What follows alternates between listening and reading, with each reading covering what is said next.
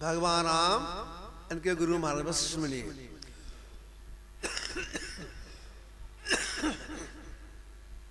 ये दोनों बैठे हुए थे। अध्यात्म चर्चा चल रही थी। किसी बात को लेकर के भगवान राम अपने गुरु महाराज से वशिष्ठ मुनि से निवेदन करती हैं, गुरुदेव कहा जाए ब्रह्म का स्वरूप क्या है। जैसे निवेदन करते ब्रह्म का स्वरूप क्या है, वशिष्ठ मुनि जो कुछ बोल रहे थे बिल्कुल चुप हो गए, साइलेंट। भगवान राम सोचती हैं, गंभीर प्रश्न किए हैं, ब्रह्म का सही स्वरूप क्या है, सोच के उत्तर देंगे, प्रतीक्षा करनी चाहिए। भगवान राम चुपचाप बैठे प्रतीक्षा कर रहे हैं। उधर वशिष्ठ मुनि चुपचाप बैठे हुए। कुछ देर के बाद तब भगवान राम ने फिर निवेदन किया, गुरुदेव कहा जाए ब्रह्म का स्वरूप क्या है। वशिष्ठ मुनि कुछ नहीं बोले। वहां फिर प्रतीक्षा करने लग गए। फिर निवेदन करते हैं, गुरुदेव कहा जाए ब्रह्म का स्वरूप क्या है। कुछ नहीं बोले। तब वहां हाथ जोड़, गुरुदेव क्या आपसे कुछ गलती हो गई, क्या वो अशिष्ट व्यवहार हो गया। अगर अशिष्ट व्यवहार हो गया क्षमा कीजिए और कहिए कि ब्रह्म का स्वरूप क्या है। तब वशिष्ठ मुनि बोले, हे राम आपने जब से पूछना प्रारंभ किया है तब से मैं इसका उत्तर दे रहा हूं। गुरुदेव आप तो कुछ बोल ही नहीं रहे हैं, उत्तर कहां मिला। कहे राम इसका उत्तर ही चुप है। अगर मैं कुछ कहूंगा तो वाणी का विषय हो जाएगा, परमात्मा वाणी का विषय नहीं है। जस कथिए तो होत नहीं, जस है तैसा सो, वाणी का विषय है ही नहीं। तो जो परमात्मा वाणी का विषय नहीं है, अब देखो कि उनको लोग बुद्धि में समझे। इस बात के लिए महापुरुषों ने क्या किया है, समझने का प्रयास जो किए हैं। उन्होंने कहा, महापुरुषों का कहना है, मिट्टी में मिट्टी के सदृश, गौर से सुनिएगा, मिट्टी में मिट्टी के सदृश वे मिट्टी नहीं है। पानी में पानी के सदृश वे पानी नहीं है। अग्नि में अग्नि के सदृश अग्नि नहीं है। हवा में हवा के सदृश हवा नहीं है।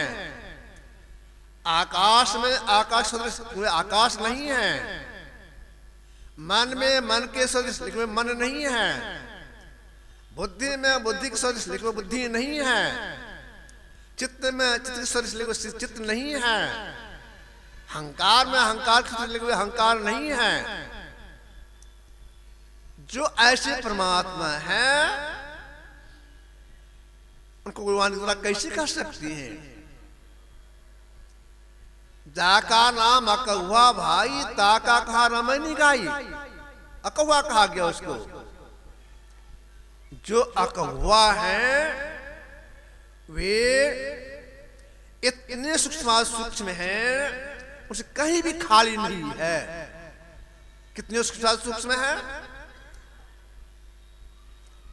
ये जो हम लोगों का शरीर है, इसके भीतर में जो चार इंद्रियां हैं, मन बुद्धि चित्त अहंकार, इसके चार काम है। चारों के चार काम है। मन का काम है संकल्प को करना, बुद्धि काम है निर्णय करना, चित्त का काम है स्पंदन करना, अहंकार का मैंपन का बोध करना।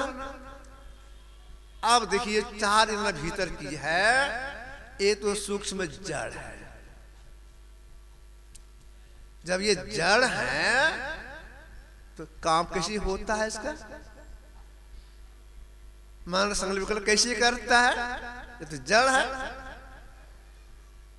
बुद्धि निर्णय कैसे लेता है, ये तो जड़ है। चित्त स्पंदन करता है, जड़ कैसे स्पंदन करता है, अहंकार मैं प्रबोध कैसे करता है, जड़ है, किसी की शक्ति से यह काम कर रहा है। जैसे देखिए हम लोग का शरीर माट की पेट से निकला, बहुत कोमल था, कड़ापन आया, कड़ापन आया, कड़ापन आया, अति उम्र के हो गए, वृद्ध हो गए, झुर्री पड़ गई, एकदम नाश हो जाएगा। या कड़ापन कहां से आया, किसी शक्ति से हुआ? सूर्य जितनी पहले गर्मी थी उतनी गर्मी अभी नहीं है, गर्मी घट रही है, किसी शक्ति से, चेतन की शक्ति से, याद रखें, चेतन की शक्ति से। चेतन के दो रूप माने गए हैं, समान चेतन, विशेष चेतन। समान रूप सब जगह, असमान रूप से शक्ति से ही मन, बुद्धि, चित्त, अहंकार अपना अपना काम कर रही है, समान चेतन से। परमात्मा समान चेतन दो रूप है, समान से विशेष चेतन। तो समान चेतन विशेष चेतन क्या हो गया? विशेष चेतन यह जिस चेतन की शक्ति से ये चंद काम करती है, उस चेतन में जो व्यापक है वे हो गए विशेष चेतन। परमात्मा समान चेतन में और विशेष चेतन में दोनों व्यापक होकर के अपना बाहर रखे हैं, इतने सूक्ष्म है। सबसे बड़े भी हैं, कबीर साहब का कहना है, सर्वव्यापी चैतन्य चैतन, ऊंचे नीचे आगे पीछे दाहिने बाएं अनन्य, बड़ा से बड़ा छोटा छोटा मैं सब लिखा, सबके मध्य निरंतर साई दृश्य दृश्य देखा, चाम तो सुनजरिन आवे खोज रूह के नहीं ना। कैसे उसको पाएंगे, कैसे उनको देखेंगे? आत्मदृष्टि से, दृष्टि से देखा, आत्मदृष्टि से। तो जो परमात्मा अति सूक्ष्म है, सब में सबसे बाहर है, अगर उनको कोई देखना चाहते हैं आत्मदृष्टि प्राप्त करनी पड़ेगी, दूसरा कोई उपाय नहीं है। अब विचारना यह है आत्मदृष्टि कैसे प्राप्त होगा, इसलिए क्या करना पड़ेगा? तो आत्मदृष्टि प्राप्त करने के लिए सभी इंद्रियों से अलग होना होगा। एक भी साथ में नहीं रहे तब आंख खुलती है, वैसे नहीं खुलती है। सब इंद्रियों से मतलब 5 कर्मेंद्रियां, हाथ, पैर, मुंह, लिंग, गुदा, 5 इंद्रियां, आंख, कान, नाक, जीभ, चमड़ा, 4 भीतर वाला, मन, बुद्धि, चित्त, अहंकार, 14 में से एक भी नहीं रहे तब जीव की आंख खुलती है। 14 के संग में अभी आप हम हैं, जीव है तो 14 के संग में है। देखिए 14 में से जितने भी संसार में प्राणी हैं सब के सब 13 इंद्रिय छूट जाती है, मात्र एक के संग में रहने के कारण आत्मदृष्टि नहीं खुलती है, उनका कल्याण भी नहीं होता है। तो यह बहुत विलक्षण बात है। 13 से कैसे छूट जाती है? तो देख 13 से कैसे छूटती है? जागृत अवस्था में है, 14 के संग में है, रात में खा पी सोने के लिए जाएंगे, अभी दोनों भौंक बीच में हैं। जब दोनों भौंक बीच सर कर नीचे जाने लगेंगे, चले जाएंगे कंठ में, जब तक कंठ में रहेंगे स्वप्न देखते रहेंगे। कंठ में जाने पर इस हाथ का ज्ञान नहीं रहता है, पर ज्ञान नहीं रहता है, मतलब क्या हो गया? हाथ, पैर, मुंह, लिंग, गुदा, आंख, कान, नाक, जीभ, चमड़ा, ये तो छूट जाती है, तब जीव 4 दिनों संग में रह करके कंठ में रहता है। जब तक चार के संग में है स्वप्न देखती रहता है। 10 छूट गया है कहां पर? स्वप्न की अवस्था में, कंठ में। अब कंठ से नीचे जीवात्मा चलता है। उस चलने में क्या होता है? मन, बुद्धि, अहंकार, 3 तो रास्ते में रह जाता है। एक निश्चित के संग में जीवात्मा चला से छाती में, 3 छूट गया, बाकी रह गया एक। कौन? चित्त। एक से रहने के कारण जीव का नहीं खुलती है। अगर यह भी छूट जाए तो आपसे प्राप्त हो जाएगी। अब एक के संग छोड़ने के लिए अब क्या करना पड़ेगा? हम आपसे कहा नीचे मत जाओ। नीचे जाने में समझना छूटती भी नहीं है और अज्ञानता हो जाती है। अज्ञानता की अवस्था में चला जाती है जीवात्मा। करने तो कोई होश नहीं रहता, अज्ञानता की अवस्था है। तब करने क्या करना चाहिए? हम आपसे कहना है आंख से पिंड का भाग है, ऊपर ब्रह्मांड का भाग है, ऊपर चलो। एक चिकुट के महापुरुष हो गए,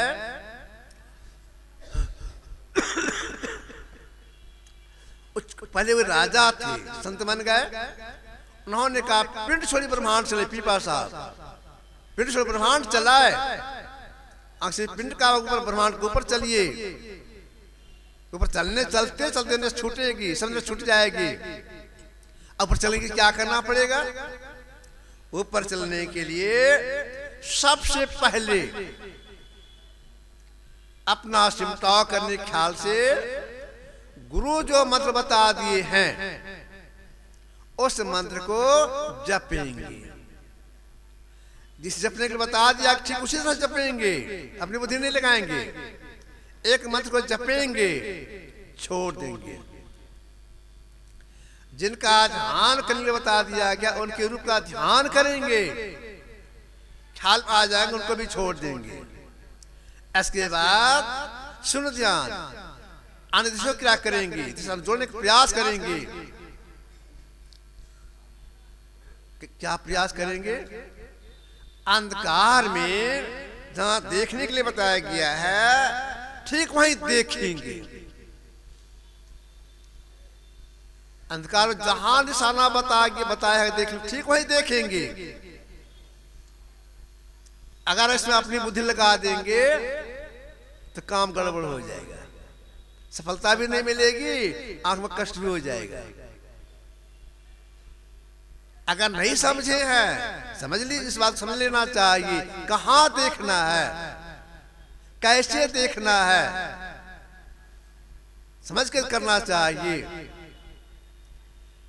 तुलसी साहब के एक शिष्य का नाम था तकी। तकी से इन्होंने कहा था तुलसी साहब ने, आए तकी तकते रहो, मुर्शद आए पंजा दिया, बेसमत छोड़ कर चाहे जलवा पिया। आज कल तुम अपने अंदर में जलवा प्रकाश देखना चाहते हो, प्रभु देखना चाहते हो, जहां गुरु पंजा ने भेद बताया देखने के लिए, तुम वहीं पर देखो। तुम्हारा काम केवल देखना। कैसे देखेंगे?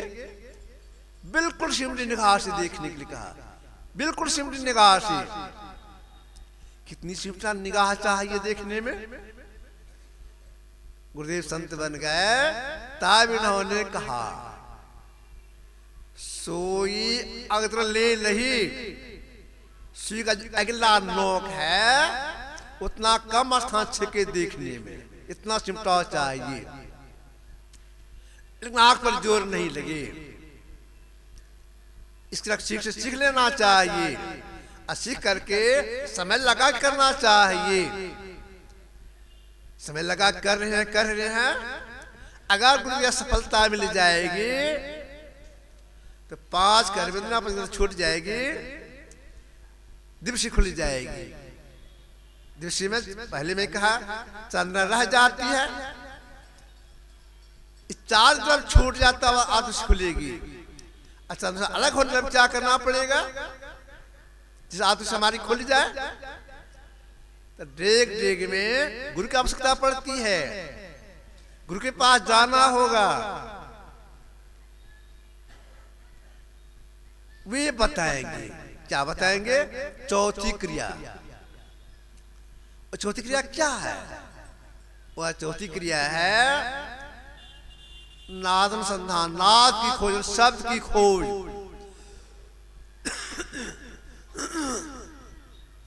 उस शब्द की खोज करने के लिए क्या करना पड़ेगा? तीनों बंद लगाए के सुन अंदर टंकोर, नानक समाधि में नहीं सालनी भोर।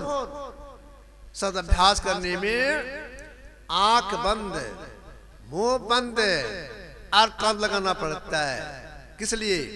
एक से पकड़ के लिए, बाहरी आवाज भीतर नहीं जाए।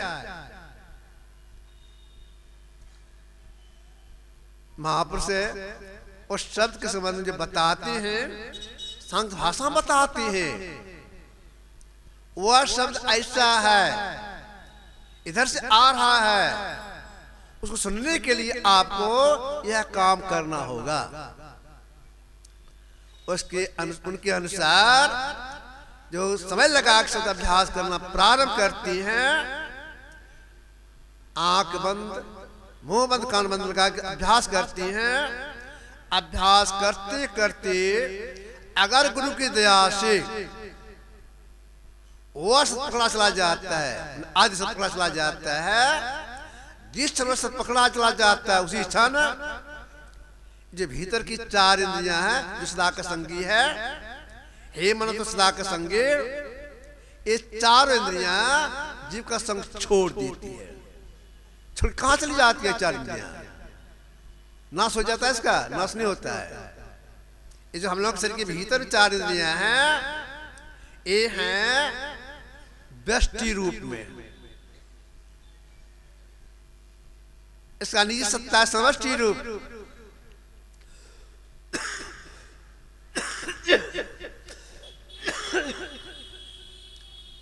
ये चार अपने समष्टि रूप में विलीन हो जाती है। सरकंदल पार में मन बुद्धि हीरा ना हो तो सबके मानिए हिराना, मेरा असल में हिरा गया नहीं, अपने समष्टि रूप में विलीन हो जाता है। तब जीव अकेले अवस्था में आकर के अपना पहचान करता है। आत्म आपको आप ही जाना है, या जो अपने से अपना पहचान करता है। क्यों? आप से खुल गई, अपना पहचान होता है। और क्या होता है? दैविक भौतिक त्रिताप से मुक्त हो जाता है, सारे संशयों का नाश हो जाता है, ब्रह्म साक्षात्कार हो जाता है। शब्द कहो जीव संशय नाही, सावित्र संग सर संशय का नाश हो जाता है, परमात्मा दर्शन हो जाता है। तो परम कल्याण के लिए, अनीश्वर की साक्षात्कार करने के लिए बाहर में नहीं, अपने अंदर चलना होता है। जो परमात्मा सब में सबसे बाहर हैं, उनकी पहचान अपने अंदर में होता है, बाहर में नहीं, और उनकी माया का दर्शन होता है। तो अंदर में चलने के लिए समय चाहिए। अगर कोई चाहे 2-4 मिनट काम बन जाएगा, संभव नहीं है। घंटों बैठना पड़ता है, एकांत बैठना पड़ता है। बैठने का स्थान कैसा होना चाहिए? सुचोत ऐसे पवित्र स्थान बैठना चाहिए, दिशा ज्ञान रखना पड़ता है। दिशा में बैठ के किस साथ से बैठे? उत्तर मुंह या पूरा मुंह बैठे, दिशा ज्ञान रखना चाहिए। कैसे बैठना चाहिए? जैसे हम इंद्र से अलग हो जाए, कैसे बैठना चाहिए? धैर्य कर मस्तक सीधी साधना आसार से आसीना, सीधा पीठ का गर्दन सिर एक सिद्ध में रहे। और अलग होना जिसे प्राप्त करना है। और क्या करने के लिए महापुरुष ने कहा? हिल डोल तजी सूरत स्थिर करी प्रभ तार उगाई। बिल्कुल हिल डोल नहीं करना है। ताब अंदर प्रवेश करेंगे, छूटेगी, अपना पहचान, अपना साक्षात्कार होगा। यह काम कौन कर सकता है?